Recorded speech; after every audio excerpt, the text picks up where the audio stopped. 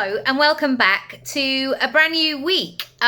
This week I want to talk about a habit and a goal that I set for myself just over a year ago. So there is a whole playlist to this and I tracked it on my social media, especially my Instagram as well. But on the 19th of November 2023, I decided to embark upon a daily habit.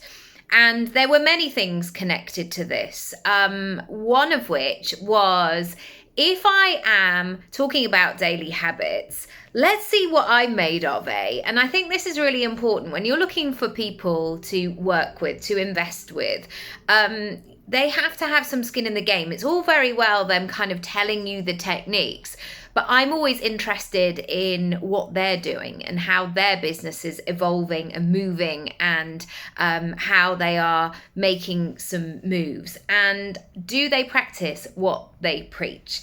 So this running habit was 15 minutes every single day, and I did it for 250 days. My original plan was to do it for 100 days as part of the 100 Club, but I kept it going. Then after the 250 days, I continued the 15 minutes, but I just used it for what I needed on the day. So sometimes that was running, sometimes that was meditation, sometimes that was just walking around the block, sometimes that was reading, sometimes that was journaling, goal setting, whatever it might be. But I've continued that habit of giving myself that 15 minutes, and often it's more if I can. And it changed my life. It really, really did. So in today's video, starting the week off fresh, I want to talk about this and habits, and maybe already you're thinking ahead to next year and this next chapter and where you're going next. And I want to give you some ideas today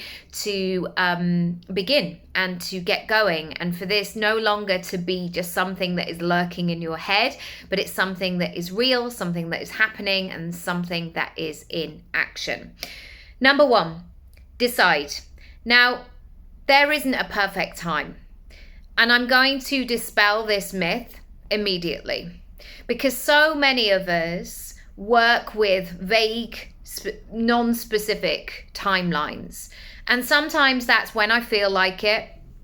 After the summer, I'll know when it's the right time, when the weather gets a bit warmer, all of these nondescript things. And the truth is that your brain will respond to how you're thinking about things. So if you are hesitant, if you're scared about something, if you are tentative, your brain will jump into action. No worries, no worries. I'm going to find a reason why you shouldn't move forward. Don't worry, I've got it. The weather looks a bit unpredictable today.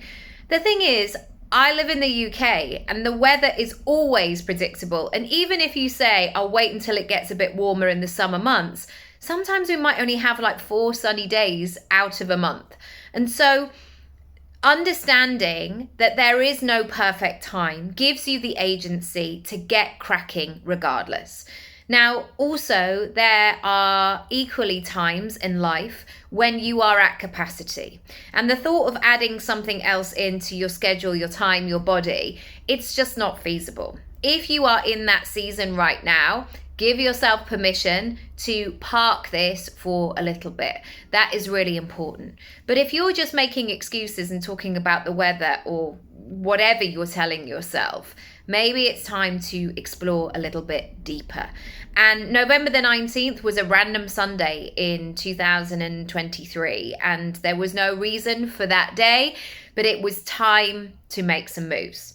Number two, I think that when we imagine our future self, we often look quite different to how we are. Like, I always feel that when I'm in the best shape, when I'm feeling vibrant and healthy, I sort of in my mind see myself in a matching outfit, in really polished hair, pulled together. Like sometimes I see myself in a cap, and I'm not really a cap wearer either. But the image of that future self only comes to fruition if you start with the reality of today's image. meaning you're only going to get there by beginning today. And so to begin to blend the two things together, you have to start where you are right now. And I very much felt like that, for example, with my clothes. And on the 19th of November, I was thinking about Christmas. I wasn't thinking necessarily about buying a brand new sports wardrobe. And also there were other investments that I was making at that time. So one of the things that I began to do was, I'm going to lay my outfit out the night before. I'm going to not have that, oh my goodness, I'm running around and I can't find anything. So I had to work with what I had, because the future version of myself has outfits that are put together. And so even though these didn't perfectly match, at least the intention was there. And so I want you to think about how you can begin that process now. It's all very well saying, the future version has all of these things, has these different 50 components. However, it's time to begin where you are right now. Number 3, lower the bar and work with the reality, not your ego. Now, my ego wasn't impressed with 15 minutes, was not impressed in the slightest, was like, 15 minutes? I mean, you may as well, not go. What's 15 minutes going to do? I tell you what, 15 minutes was the sweet spot. It was so good. It meant that it was doable, but it also allowed me to get a sweat, to get the benefits of running, and just it felt like it fitted into my life, and it made it doable on a daily basis for 250 days.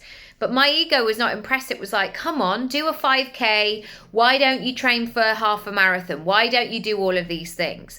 And I had to park that ego and go, no. The whole point of this is doing it little and often. The whole point is sticking to the habit and seeing what I'm made of on the days where I absolutely don't want to do it.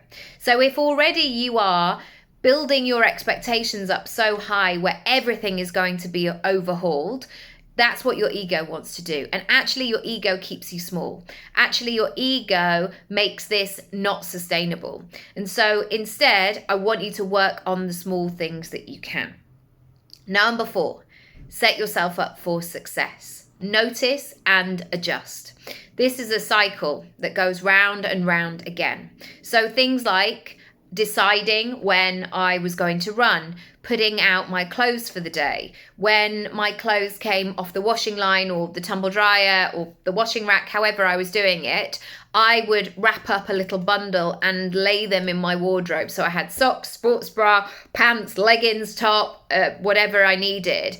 And then I could just lift that out and it was ready to go. Setting myself up for success so I could quieten down that noise and just get into action was really important. Number 2, notice what was going on, what was working, what was happening. A couple of times I got into a bit of a weird habit where I would run late in the day.